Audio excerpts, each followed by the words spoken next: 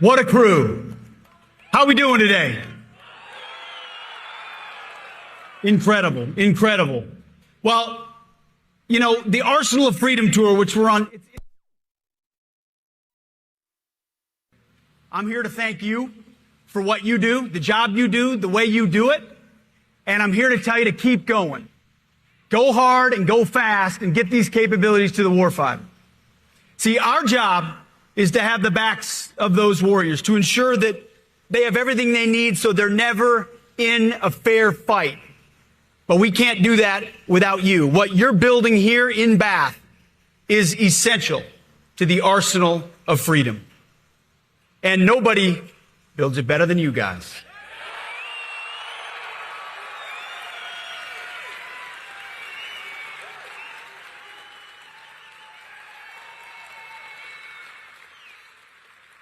You see, rightfully and understandably so, we talk a lot about the door kickers and the pilots dropping precision bombs. We talk a lot about intel analysts and mechanics wearing camouflage, and rightfully so. They're all incredibly important to our nation, but look at what you accomplish right here in the birthplace of American shipping. There's a sign at the front as we came through. It says, "Through these gates walk the best shipbuilders in the world."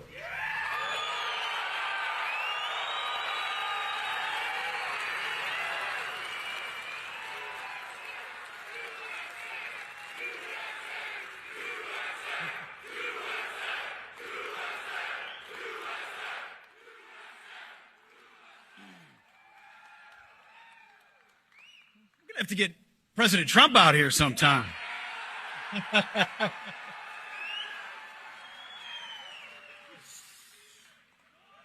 See, your job is to live up to that every day. It's your job to have the backs of our warfighters. See, you're designing and constructing the most advanced ships in human history, integral elements of ensuring peace through strength. You've dedicated your lives to precision and skill.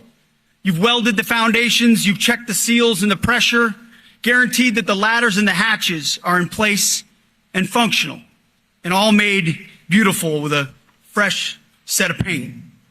All right here in the United States of America. You see, for far too long under previous administrations, we had leaders who thought we could outsource our critical work to other countries,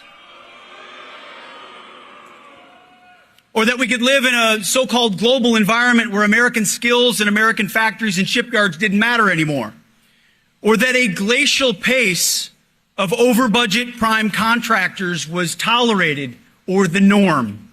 Well, under President Donald J. Trump, those days are over.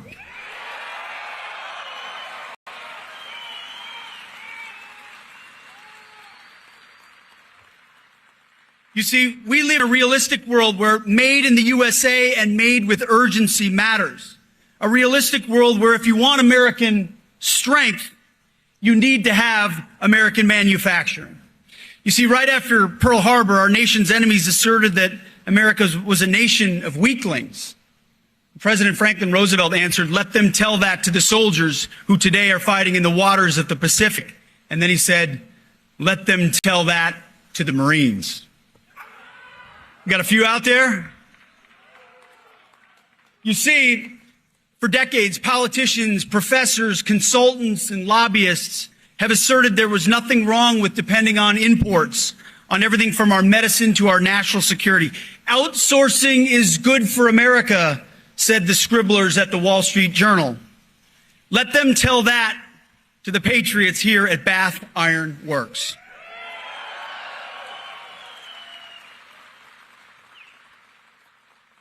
When we unleash our companies, we win. When we compete, we win. When we innovate, we win. When we go fast, we win. When we confront the status quo, as this company has been doing, we win. And that is our job at the War Department, to unleash you just as we are unleashing our warriors. And President Trump has done that with some key guiding principles. The first is that we put America and Americans first.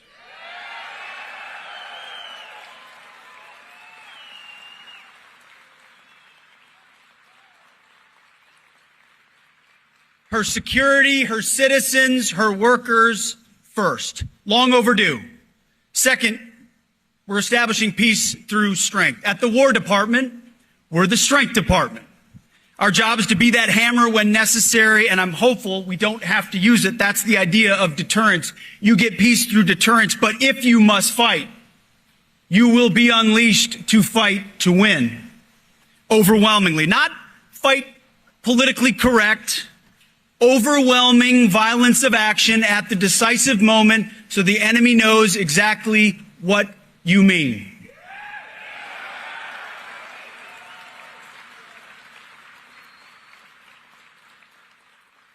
And of course, with all of it, President Trump expects common sense, which is not so common in Washington. It's less red tape, more incentives, speed on the factory floor. Common sense is the priorities at the War Department as well. First and foremost, in our department, we're reviving the warrior ethos. We're eliminating distractions and debris. No more DEI, no more dudes in dresses.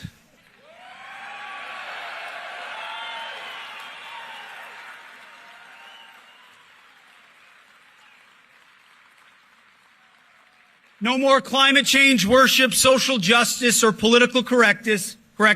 We're done with all that garbage. We're done with our diversity is our strength, which is the single dumbest phrase in military history. Our diversity is our strength. Our generals used to say it time and time again with a straight face. No. I see a lot of different faces out here from different backgrounds, and that's a beautiful thing. But the reality is your unity is your strength. Your shared purpose is your strength.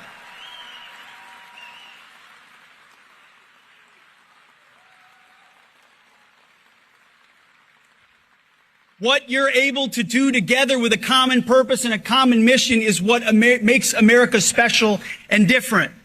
So we're unleashing our warfighters to get back to basics. They'll be ready, they'll be trained, they'll be disciplined, accountable, and lethal. That's the whole point. And when you allow them to do that, they're outstanding at their job, as the world saw as an indicted criminal in Venezuela found out last month.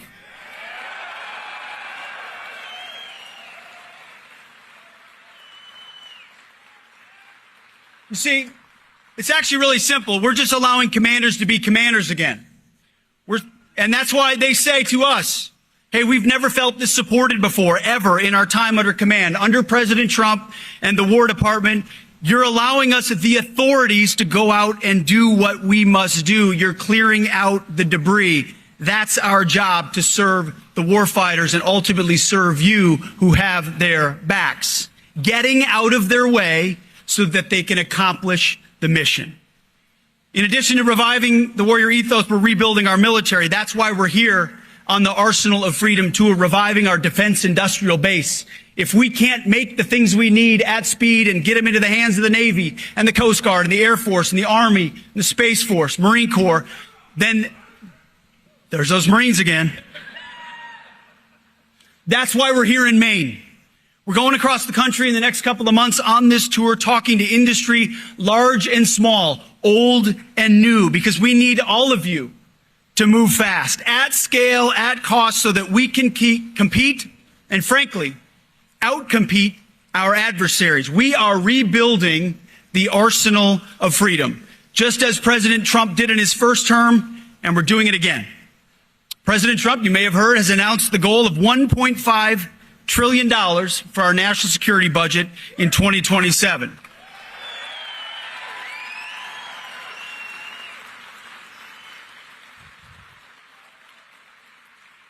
And I don't know if I'm supposed to say this yet, but yeah, we're maxing out on DDGs, okay?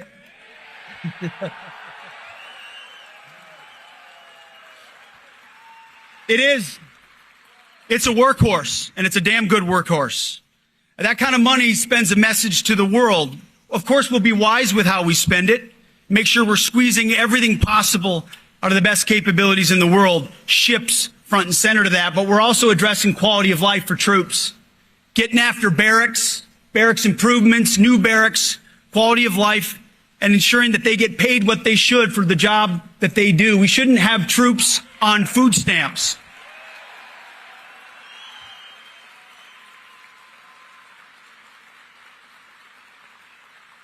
President Trump has addressed that before. We already addressed it in last year's budget, and we're going to do it again. Because when I talk to President Trump, then I'm going to talk to a group like this, of folks in uniform or in hard hats, and say, what do you want me to say? And he always says, you know, Pete, just tell him I love him.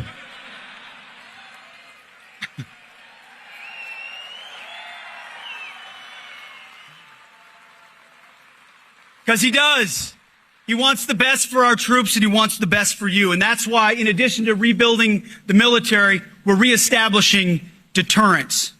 You see, under the previous administration, whether it was the disastrous withdrawal in Afghanistan that reverberated around the globe, October 7th when Hamas attacked Israel, the war unleashed on Ukraine, which never would have started if President Trump had been president, or the radicals who fired on our ships in the Red Sea, our border invaded by millions, tens of millions of illegals, the world saw a country open for challenge. It didn't look like America was prepared to lead. Biden was asleep, and Lloyd Austin went AWOL. So the first thing we had to do at the War Department was reestablish deterrence. It's an active thing. It's a verb. You have to continue to do it. You can't rely on legacy. And it started on day one, securing and locking down our border. We've gone 9 months with 0 crossings at our southern border.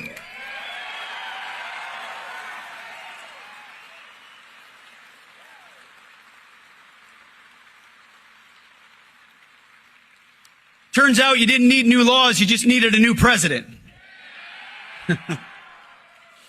Credit to our partners on the border, Customs and Border Protection, law enforcement, ICE, and others who do very difficult jobs every day. The War Department is proud to stand alongside them. Securing our border is national security.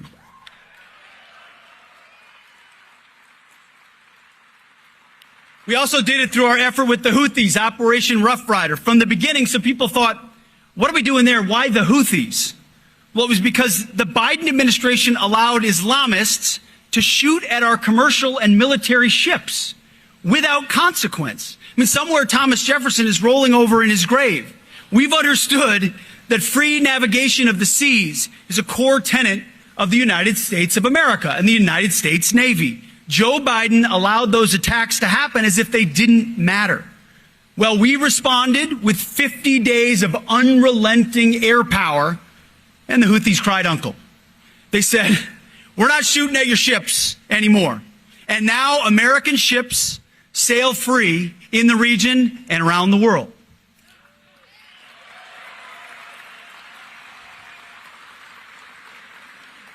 Not to mention, last night we just announced we did a maritime interdiction on a dark fleet oil tanker in the middle of the Indian Ocean in the Indo-Pacific region. And that ship had fled all the way from the Caribbean, because when we put in the oil quarantine around of illicit trafficking around Venezuela, a couple of ships decided to take off. And we saw them take off. And the only guidance I gave to my military commanders is none of those are getting away. None of them. I don't care if we got to go around the globe to get them, we're going to get them.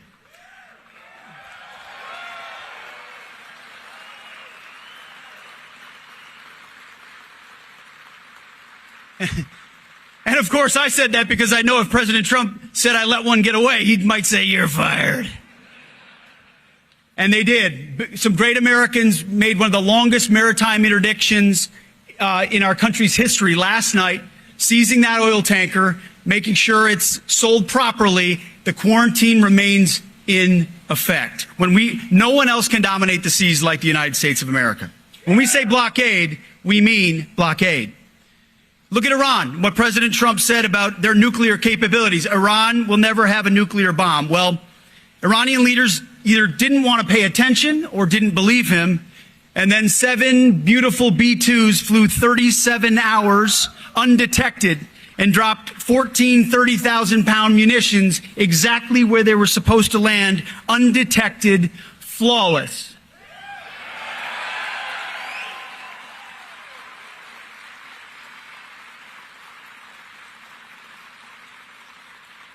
No other country in the world can do that, and the president has been clear to Iran.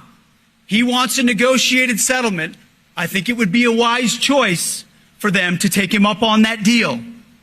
The world saw America's capabilities, peace through strength, deterrence in action. We were out of Iran before Iran even knew we were there. No other country can do that. You're seeing something similar with narco-terrorists in our own hemisphere. How long have we been talking about going after drugs that have poisoned Americans and wrecked our communities? For the longest time, too long. It was a catch and release program, a law enforcement function that didn't work. We'd catch the same traffickers and let them go. They'd go right back to it, no deterrence at all. But these narco-terrorists and designated terrorist organizations, they were targeting our communities. This community, my community, your community, our kids and our people in our country. They knew exactly what they were doing, poisoning our country with fentanyl, cocaine, and any number of other drugs. So instead of a catch and release program, President Trump demanded, if you're going to sail drugs in international waters, we will target your drug boats and we will sink them.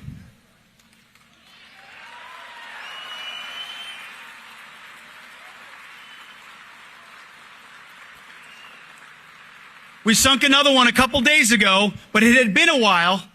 We haven't been sinking as many boats recently because we can't find many boats to sink. That's the whole point. They're not running drugs as much as they were before in international water because of that threat. And then, as I mentioned, on January 3rd, the whole world saw what our military is capable at every echelon, from space to subsea. When we brought the indicted nominal leader of Venezuela, Nicolas Maduro, from the most fortified base in the most fortified home, inside the most fortified location, inside the biggest fort in their capital, in the middle of the night, without them knowing we were there until 3 minutes before, when 44 simultaneous missiles landed right before our troops got down on those birds.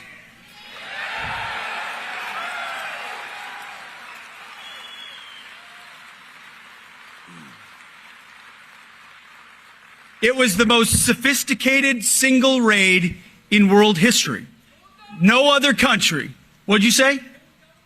Going down in history. By the way, and no other president would have had the guts to make the call to follow through on that.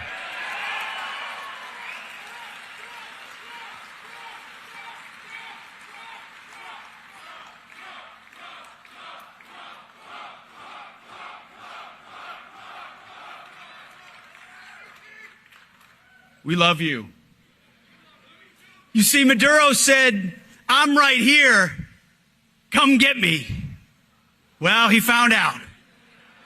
We came and got him. So it brings me back to why I'm here looking you all in the eye. Reestablishing deterrence is a real thing. You are the men and women who pour their lives, your careers, your skills into building these ships that allow us to project that power, that exceed the standards of any shipbuilder anywhere in the world. Ships that, as you say, are built in blood, ready to go to battle, and then bring our sailors home. You will be, as you do your work, the ones who give us that decisive advantage. At the War Department, we're fighting every day to create an environment where you can do your job as quickly and efficiently as possible. If you can imagine how difficult it is sometimes to move at speed and efficiently at the Pentagon. It's a giant headquarters. We have meetings to talk about meetings to talk about meetings. It's a headquarters on steroids.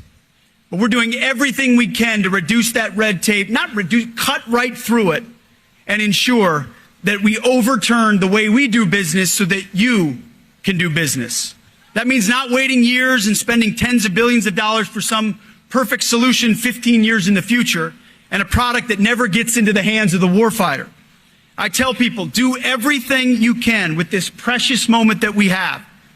Rip out the bureaucracy, streamline the process so we can get the products into the hands of warriors. Urgency is my currency. Speed, efficiency, competition. And we're not just talking about it, we're funding it. The One Big Beautiful Bill invested $16 billion into strengthening our defense industrial base and shipbuilding, expediting innovation to the warfighter.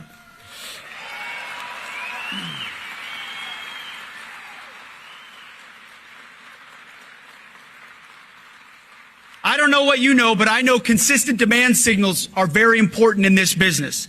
So we're sending clear and sustained demand signals that we want the best of American innovation, and we need it now, ensuring that companies such as General Dynamics and shipyards like yours must compete, will compete. And that means some tough truths, which we're sharing around the country. And the President signed an executive order on January 7th ordering the big defense contractors to be held to the highest standards. No more excuses, no more barriers to entry, no more monopolies, no more egregious executive bonuses, no more stock buybacks, no more ridiculous CEO salaries.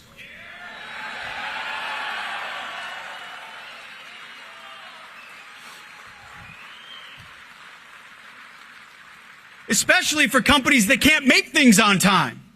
You should see the fire in the president's eyes when he looks at the size of CEO salaries for companies that are years behind and billions over budget on projects they owe the warfighter.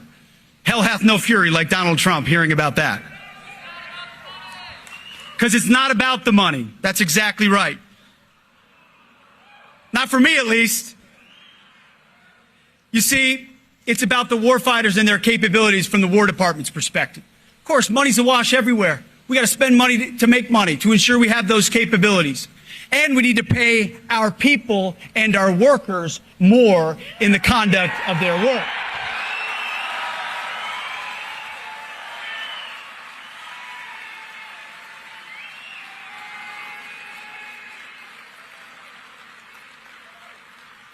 So that's where it is about the money. And it's always better when it's made in America. We don't care whose name is on the side. It'd be great if it's Bath Iron Works. It'd be great if it's General Dynamics. But I actually don't care. We just want the best. We want the best fielded as quickly as possible. I don't care how many lobbyists or accountants any company has. If you build the best, the fastest, at cost on behalf of taxpayers, you will win. That is how President Trump's War Department will work. Your leadership knows this is not about Wall Street, dividends, and stock buybacks. It's about the warriors and what we can deliver as fast as possible. It's about the people and the investment and the workforce.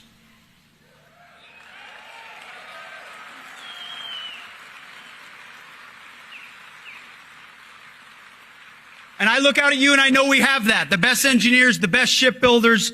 I sat with one of your best welders, best entrepreneurs, best innovators. I'm here to express my appreciation to you.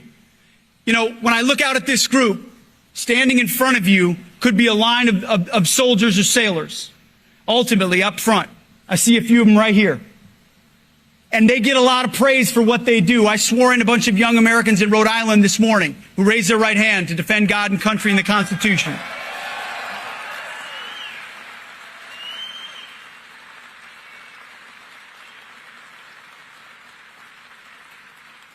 They're incredible. They're absolutely incredible. I call them the real 1%. But they can't do their work without all of you standing behind them, shoulder to shoulder, working your ass off every single day in tough, dirty, dangerous situations, ensuring that you get to them what they need when they need it. They literally can't win the next fight without you. And we were thinking about this three, 4 months ago when we thought I got to get out there and tell them. We got to get out there and look them in the eye and tell them that we can't do it without you. It's a fact. I can put as many people in uniform as I want, but if they don't have that equipment and the capabilities to project power, we can't ensure the 21st century is an American century. And if the 21st century is not an American century, it won't be a free century. It is about you, your kids, your grandkids, and their future. And when you go home, I know you look your kids, your wife, your spouses, your husband in the eye and say, hey, I know what I'm doing for a living is contributing to the protection, safety, and security of my nation. That's good work right there.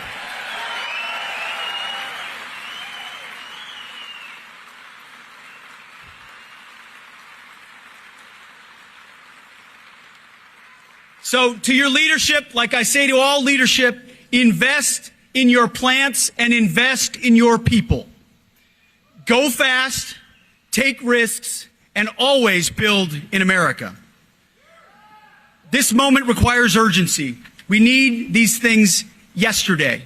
And we're shoulder to shoulder with you because we can't deter the next conflict without you. You know, last Thanksgiving, so a couple of months ago, my wife and I visited the guided missile destroyer USS Winston Churchill in the U.S. Southern Command.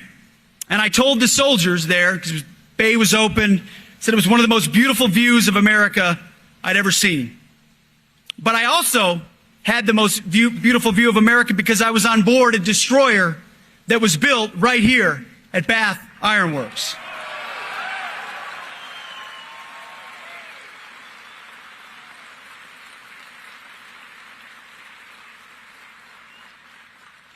Built in America, built by Americans, built by you.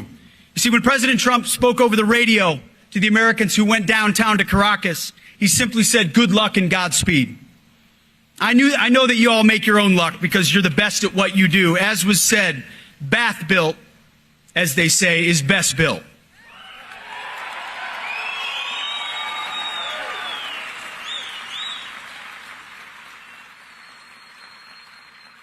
But Godspeed, because we need the skills that you have here, and we need them urgently.